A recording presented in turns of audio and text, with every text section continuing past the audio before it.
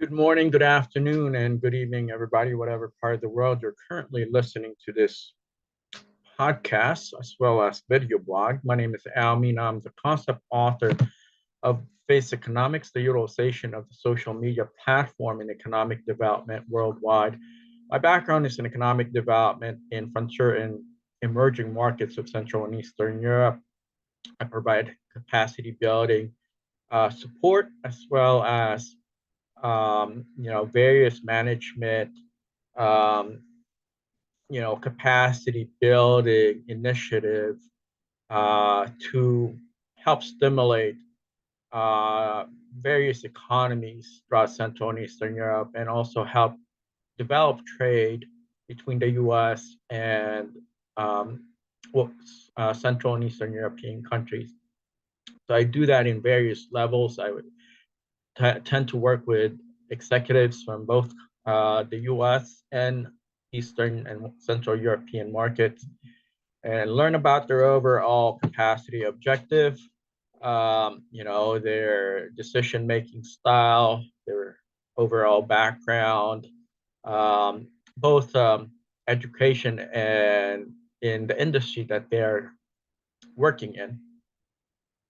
I also try to analyze their, overall long-term, short-term vision regarding their approach to development and capacity building. With that said, I try to understand the difference and the nuances in various forms of leaderships and emerging and frontier markets. They're not all the same in terms of the ability of the decision makers to render an optimum approach to progress and capacity building. Some of them lack expertise or lack experience or have been overall denied the opportunities to advance their skill and decision making process, because some of them have been basically put in positions that they're not qualified to partake in. And then there are those also in Central Europe and Eastern Europe that are well qualified to be in a leadership position and decision making capacity for the organization that they represent. Just like any other markets, but unfortunately, I think because of the evolution of the marketplace, some countries in Central and Eastern Europe basically leapfrog itself into a very different market environment that they didn't have enough time to advance and build capacity on. Unlike some other countries in the Western part of the world, those countries have had ample time to develop and experiment and adjust and also, kind of test drive things out as they evolve their capacity, specifically these leaders in Western markets, just because of the overall, rapid changes that's happening today in the new world marketplace. Central and Eastern European countries are kind of having to catch up on Western countries in terms of the capacity of decision makers. So with that said, I listened carefully to the interview between Mr. Tucker Carlson and Russia President Vladimir Putin. I tried to key in on some important, messages and decision-making standards that Mr. Putin had basically implemented and have been practicing throughout the war since, I guess, all the way back in 2014. What I noticed is that the interview revealed various miscalculations, and it seemed very, it derided the lack of diplomatic skills of all parties involved pertaining to the conflict in Ukraine. When I mean parties involved, that's pretty much encompasses everyone that's been a key player to this ongoing conflict, not just the two countries, not just Russia and Ukraine, but other countries also in Europe as well as the US. They basically sounded to me, at least, that they overlooked some important characteristics of, you know, situational conditions and how to best you know, manage those um, ambiguity that was happening throughout the process of the war and the management of this, you know, situational condition pertaining to the war. They failed, you know, to identify diplomatic solutions to the conflict because they did not possess the new world market skills or mindset to resolve, um, you know, the conflict.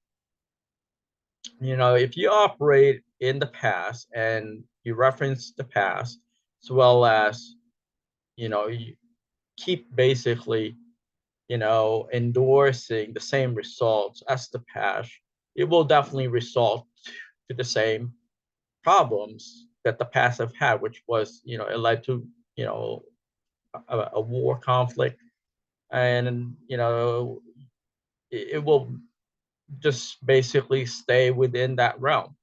You know, it's not going to yield a different result because you're using models in management that is, you know, basically have been developed to win a conflict, not to resolve a conflict. So understand the difference. If your mindset is set to, you know, win, you'll do anything and everything to win. If your mindset is set to provide a, you know, an alternative to a pre-existing condition that could be resolved amicably, diplomatically, then your brain's going to find, you know, a way to resolve a pre-existing condition, a conflict, right? So, but that with that said, I do want to, you know, point out that I would like to commend the Russian president for evaluating the options and for not ruling out the possibility of a peaceful de-escalation of the war and return to normalcy in the region, which everybody basically, not just in Europe, but even into Eurasia, into the US, obviously, and other countries that are now been brought into this whole, you know, mixed bag of conflict, wants to just escalate it and just return to normalcy. So, and I think that's pretty much, you know, been voiced by many European citizens. They're very tired with the conflict. They've had enough of it, you know, and I bet both the Russian population and Ukrainian population have had enough of it as well. They just wanted to return to normalcy. So let's give peace a chance, and you know, let's basically look into a way to resolve the conflict. Forget about which side's going to win. You know, both of them can win if they can stop this war, right? If this war has been resolved and normalcy returns to the region, everybody will win. So look at it in you know, with that kind of perspective. Look into it, you know, as in terms of resolving the conflict, not finding a way to win or lose in a war that people are dying, thousands are dying. Um, you know, that shouldn't be the case anymore. In the year 2024, come on, who cares about the past? All right, let it, let bygones be bygones. You know, so resolve this conflict and bring the region back to normalcy. Um, so let's see what's going on. Now that the Russian uh, government had basically extended, you know, an olive branch to Ukraine, and I mean, I guess that's what everybody wants, right? Is for calm minds to basically prevail and logic to assert itself in this conflict. So, with that said, I think what I'll do in this particular podcast is I'll dissect the interview. I want to definitely commend, Tucker Carlson for providing, an opportunity for the world to listen into the interview. It's not a perfect interview by any chance. It did have a lot of, kind of loose ends and kind of disjointed material that I noticed um, that tend to happen on a very simultaneous interview event. I mean, I'm glad that he, basically turned on the mic and gave the president, Russian president, an opportunity to express himself openly. Um, you know, so I definitely, believe that Tucker Carlson had basically been vindicated uh, from all the crap that he had to deal with. He is a journalist. I mean, he doesn't have a lot of background in Eastern European affairs, as some people, I guess, back in the States have a mixed bag of experience in the domestic market, but unfortunately, Tucker Carlson hasn't had enough, subject matter expertise in the region. But with that said, he still managed to create an environment that is very respectable, in my opinion, especially for in the diplomatic, circles and among people that work um, in Central and Eastern Europe, and those people that are not originally from Europe. I think he's definitely opened up a lot of opportunities for dialogue and opportunities to also to escalate this conflict that's been an ongoing in the last 2 years. And imagine all the lives that could have been saved had the Western world provided a microphone for to both sides of this conflict. I mean, look at 2 years into an ongoing conflict, and we're just not hearing the Russian side, which is kind of strange in my opinion. But you know, that's just what happens when the wrong, objective and interpretation prevails. Uh, to me, I went back and look into what would, basically um, encapsulate the trait of a leader. So I've listed 7 things that are important. One of them is accountability. The second is adaptability. Third is authenticity. Fourth is communication. Okay, 5 is compassion. 6 is self-awareness. And 7 is gratitude. Okay, and so those are the key traits that you want to look for in a leader. And I believe that anyone that leads a country, or leads a community or society ought to have those traits. 4 years ago, I ran for the U.S. Senate, hoping that I can, kind of share some of my background and, be able to support the advancement of my state of Virginia, as well as my community and my country in general, on top of providing support to, the countries that we believe possess similar values and objective as we do, which is, democracy, the basic human rights that every individual should be, provided with. And I also wanted to, help people catch up in this new normal. The world has changed big time. We now live in the new world marketplace, and it's never going to go back to where it was. We can't possibly want to return to the past because um, the human race and societies worldwide are all looking to build their capacity. they're all looking to advance their human capacity. Okay, they're building a very unique objective for their society in general and their markets. So why would you, m- step 1 foot forward and then 5 foot back? It doesn't make sense at all. So what I'll do is I'll play this one um, video segment in the interview that I thought was very compelling. And I'm going to do several, podcasts pertaining to the interview itself. I think it definitely opened hearts and minds um, of the people that got to listen to, the video interview. It didn't come across like a propaganda or whatsoever. It's not as structured. It's not as, um, how would you put it?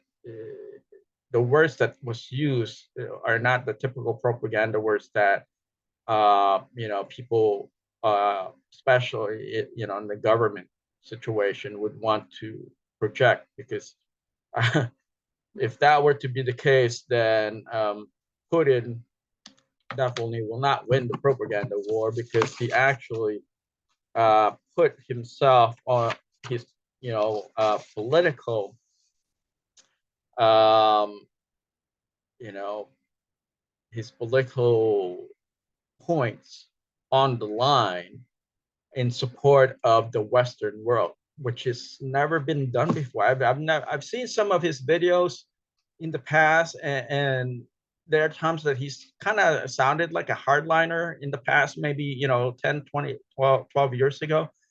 But in this one particular interview, he sounded like he's just like a Western leader. It sounded like somebody from France or somebody from Germany, even the Netherlands would sound like. And so that's something that I kind of got confused. It threw me off, off course. I wasn't expecting that from him. Um, just to give you some example here, let me look at my notes real quick. I mean, this is just unheard of. I never heard of Putin talk the way that he did before, but he, he definitely put his political points on the line, uh, which sounded to me that he's ready, for this war to end. So he touched base on, the fall of the USSR, which he acknowledged that was the, fault of the management elite, political elite of that time in the USSR. You know, he talked about uh, their aspiration about joining NATO in the past. He stated, his desire to end the war, helping the U.S. regain economic dominance, providing energy support to Germany and Europe, promoting a Pacific Rim country, that is now a developing market, which is advancing pretty fast. As a former politician, I sense that he is ready to end the war, even if he loses the election in March. Okay, it's fairly shocking and mind-boggling for him to sound so much like a Western leader. I'm not taking, his side whatsoever. I'm not even endorsing him, but as an analysis and as someone that have had to listen to this, interview, um, I think turn into a completely different leaf, uh, which is very, shocking to me. I mean, maybe he's learned something that, or have come to terms with the new world market environment, and he's willing to adjust to it. So let me play this one, portion of his interview. And what I will do is I'll kind of work backwards on this whole interview, because most of the analysts that I heard, discuss the interview were basically going point by point and try to structure their talking points as the evolution of the conversation was taking place. That's okay. I've got no problem with that, but the way that I operate is very different from everybody else, because uh, I'm just not interested in doing what everybody else is doing. So I thought I'd share this one excerpt from his interview with Tucker Carlson, and this is actually the very end um, of the interview. Let me see if I have the timeline here. Um, so share my screen and put up the video here.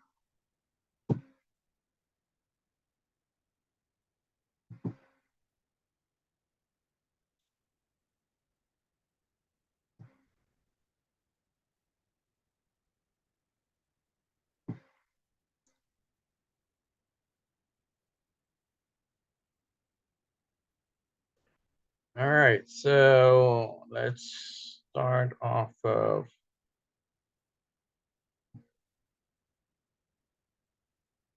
this section. When Tucker Carlson was about to end the interview, because I mean, it was a pretty lengthy interview. It took about 2 hours before they wrap things up. Okay, so let's see here.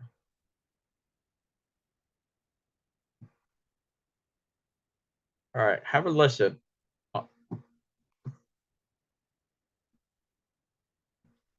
All right, set this up. Objected to certain rules. So this is when Tucker Carlson is about to end the interview. Humanity has to consider what is going to happen due to the newest development in genetics or in AI. One can make an approximate prediction of what will happen. So let me advance this a little bit more and give you guys this very interesting end to the interview. Very surprising, but I'm not all that shocked. He would say that. But we have to come to an agreement. I hope you let him out. President, thank you.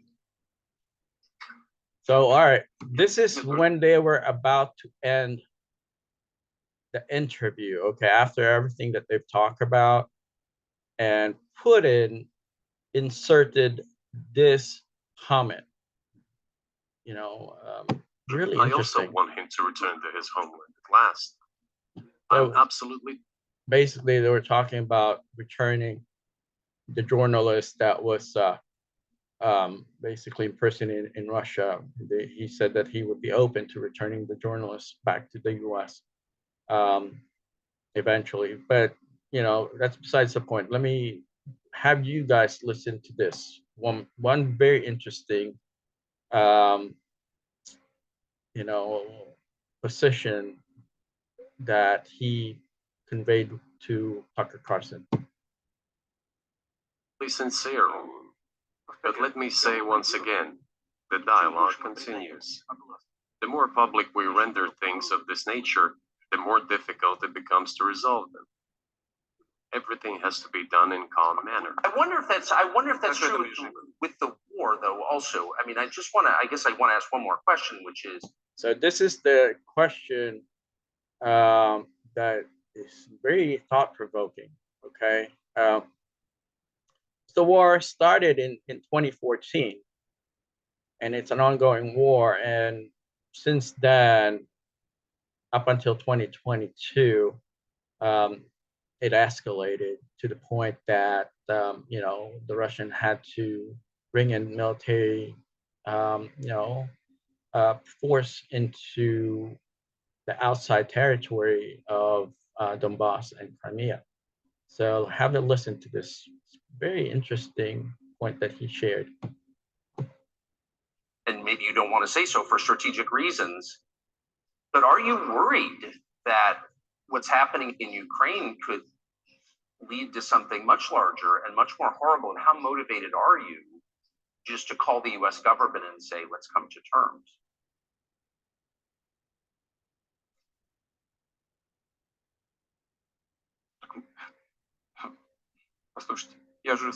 I already said that we did not refuse to talk. We're willing to negotiate. It is the Western side, and Ukraine is obviously a satellite state of the US. It is evident. I do not want you to take it as if I'm looking for a strong word or an insult, but we both understand what is happening.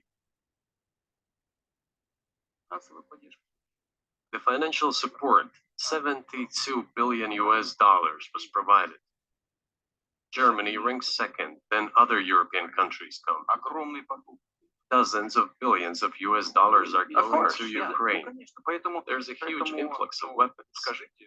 In this case, you should tell the current Ukrainian leadership to stop and come to negotiating table, rescind this absurd decree. We did not refuse. Sure, but you already said it. I didn't think you meant it as an insult because you already said correctly. It's been reported that Ukraine was prevented from negotiating a peace settlement by the former British Prime Minister acting on behalf of the Biden administration. So of course they're a satellite. Big countries control small countries. That's not new. And that's why I asked about dealing directly with the Biden administration, which is making these decisions, not President Zelensky of Ukraine. Если администрация Зеленского на Украине отказалась от переговоров, я скажу, Well, if the Zelensky administration in Ukraine refused to negotiate, I assume they did it under the instruction from Washington. If Washington believes it to be the wrong decision, let it abandon it. Let it find a delicate excuse so that no one is insulted. Let it come up with a way out. It was not us who made this decision, it was them. So let them go back on it. That is it. However, they made the wrong decision, and now we have to look for a way out of the situation to correct their mistakes. They did it, so let them correct it themselves. We support this. So I just want to make sure I'm not misunderstanding what you're saying. I don't think I am. I think you're saying you want a negotiated settlement to what's happening in Ukraine.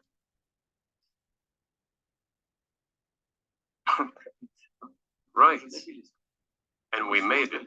We prepared a huge document in Istanbul that was initialed by the head of the Ukrainian delegation. He affixed his signature to some of the provisions, not to all of it. He put his signature and then he himself said, we were ready to sign it and the war would have been over long ago, 18 months ago. However, Prime Minister Johnson came, talked us out of it, and we missed that chance. Well, you missed it, you made a mistake, let them get back to that, that is all. Why do we have to bother ourselves and correct somebody else's mistakes? I know one can say it is our mistake.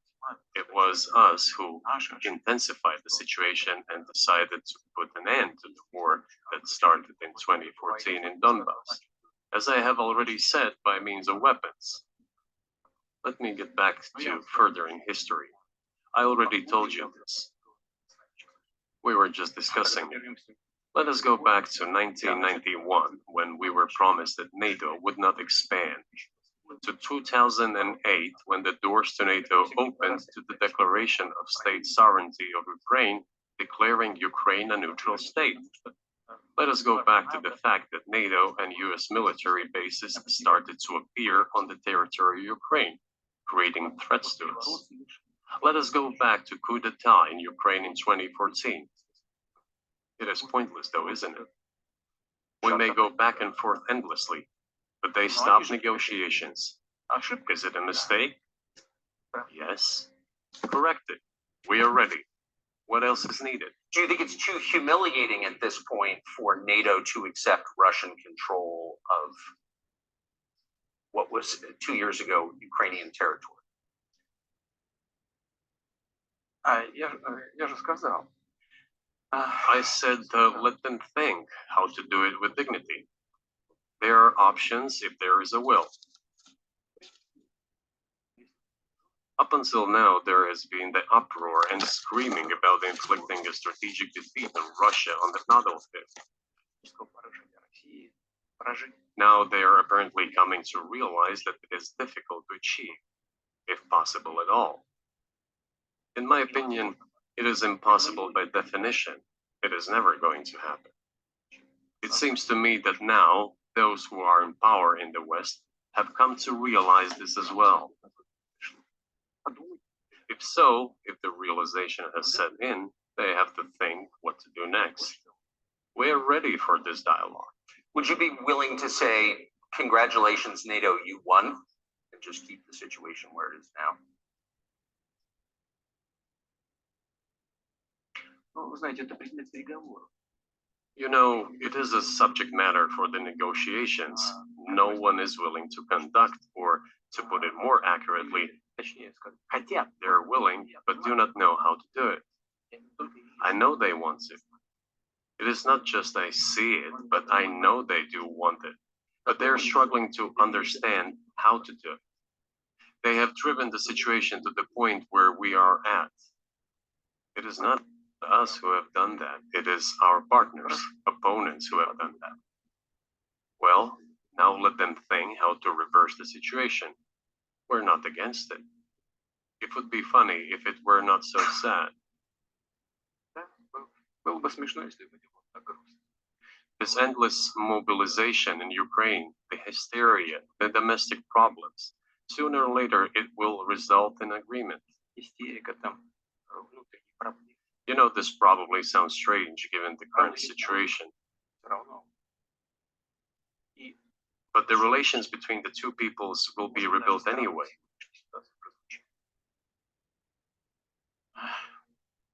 It will take a lot of time, but they will heal. Потребуется I'll give you very unusual examples. совсем необычный. There is a combat encounter on the battlefield. Here's a specific example. Ukrainian soldiers got encircled. This is an example from real life. Our soldiers were shouting to them, there's no chance, surrender yourselves, come out and you will be alive. Наши солдаты им кричат. Suddenly, the Ukrainian soldiers were screaming from there in Russian, perfect Russian, saying, Russians do not surrender. And all of them perished. Не сдаются. They still identify themselves as Russian.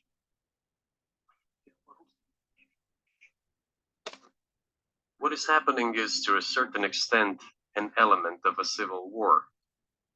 Everyone in the West thinks that the Russian people have been split by hostilities forever. Растащили. No, they will be reunited. The unity is still there. Why are the Ukrainian authorities dismantling the Ukrainian Orthodox Church? Русскую православную. Because it brings together not only the territory, it brings together our souls. No one will be able to separate the soul.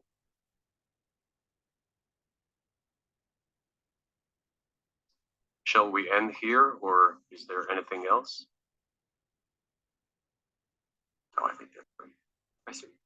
Thank you, Mr. President. Wow. Okay.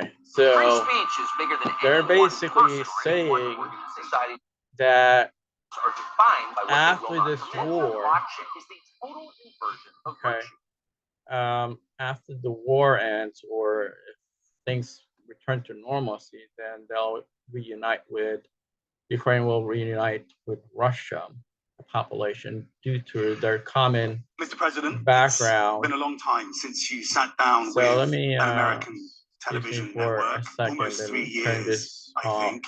Thank you for your time. There's a lot to discuss. And I hope it's we have just a pretty interesting revelation in my opinion, of the complete, 360 roundabout, for Mr.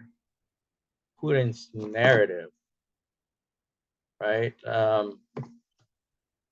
mean, in previous years, even back in 2014, um, he basically set an ultimatum, and I guess the coup that was happening um, stopped, and people returned to normalcy in Ukraine. So, yeah, it's a very somewhat, a very different environment in terms of uh, the pre-existing condition of the past. It sounded to me with this some of the key points that was raised, that Mr. Putin is not even interested in this war at all. He's not even interested in the conflict. Maybe they've gotten tired of it, or it's just that it doesn't make sense for them anymore to be engaged in a war or whatever. But listening in the entire 2.5 or a little bit over 2 hours worth of interview, he sounded very different. I mean, he talked about the fault of the USSR management, political elites, which resulted to the collapse of the USSR. He's definitely never, um, reflect on that kind of narrative before. I mean, what I'll do is I'll kind of put together some more of these interview as they pertain to, the war, the overall condition of the economy, uh, the political narrative, the cultural ties, the value system, the social fabric between Russia and Ukraine. I'll work on those um, later on.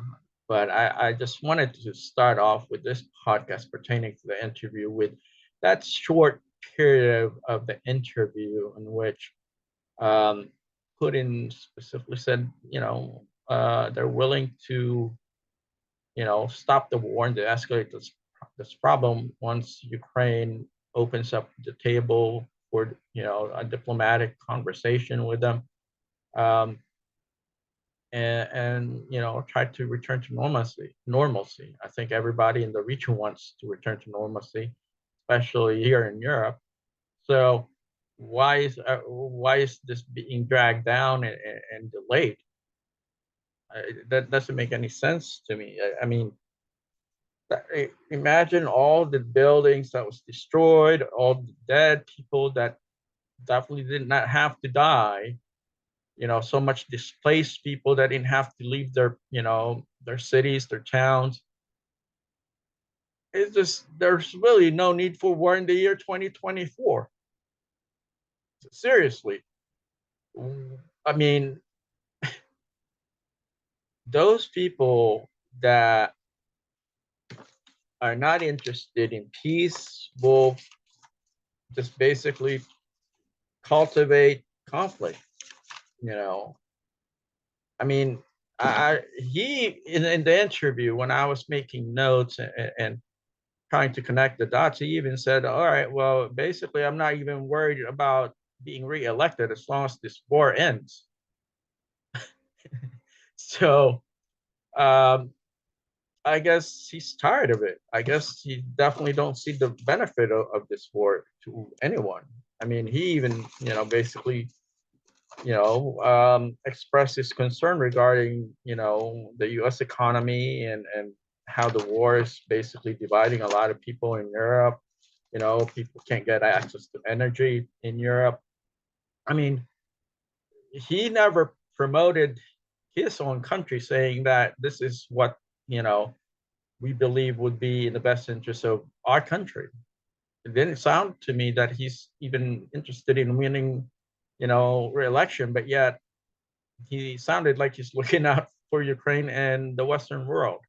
Very different, narrative, very different person. I didn't recognize him at all. Like I've heard him in various interviews before, in the past, all the way back from, before Medvedev, took over, the position of president. I mean, I heard Putin speak ways, during Bill Clinton's time, even. It sounds a very different person. With that said, folks, thank you for listening. I will do part 2 and part 3 or whatever it is that I need to do in order to dissect that interview, because it sounded to me like I'm listening to a Western leader. Just, my thought is he sounded like a Western leader. I don't know if that was his objective or someone was coaching him or whatever it is, but he definitely sounded like a Western leader. So maybe that's because of the changes in the world market. Maybe that is, the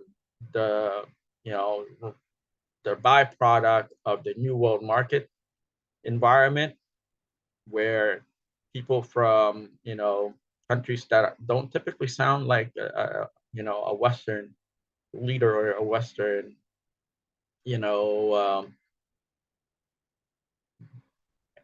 executive political model is now starting to sound like one. Interesting times we live in, folks.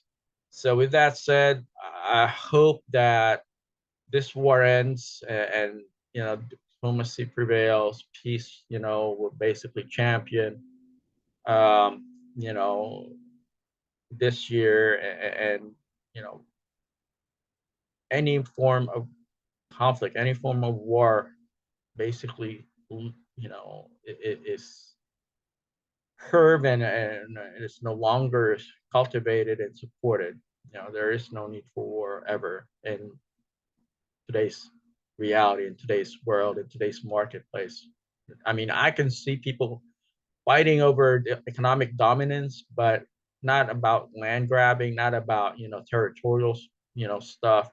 Um, you know, a small country can build its capacity economically without having a lot of land mass. You just build up the capacity of your population. Okay, folks. Um, Old school thought of size of land in order to build capacity and become more, profitable and flourish as an economy is no longer, you know, the reality of today's world. A little country, a sliver of a country can build capacity if, you cultivate the hearts and minds of your population, give them the, technical skills, open up, their mindsets, provide a vision for them to explore and fail, as an entrepreneur, as a business individual, business leader. There is a lot of ways in the new world marketplace to build capacity. You don't have to take over land or try to recover land or whatever. Build the capacity of your population and things will be just fine. Okay, folks. I mean, I've been doing economic development throughout my career. I'm not from this part of the world, obviously.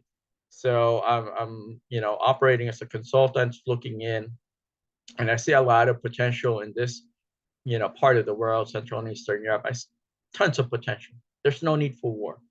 I seriously don't understand who would want to engage in a war to begin with. Why would you want to, have your population, fight over things that can be rebuilt, things that can be, acquired, things can be, improved and implemented, with a much better, strategic business model. Okay, folks. Thank you for watching. My name is Al Mina. I'm the concept author of Face Economics, the utilization of the social media platform in economic development worldwide. I will do another, part 2 and part 3 to this interview between Tucker Carlson and Mr. Vladimir Putin. so that I can share some of my background and expertise on how I best operate to provide a service that is much needed in the region. Thank you so much for listening to our podcast and watching our video blog. The Face Economics concept is the utilization of the social media platform in economic development worldwide. Never in human history has this kind of platform or tool has been utilized or implemented in capacity building in any parts of the world, maybe frontier or emerging markets, even developed markets of this planet, and have the social media platform to use to navigate through the new world market environment. We now have that today in our grips and within our reach. Thank you for listening. Take care. Bye-bye.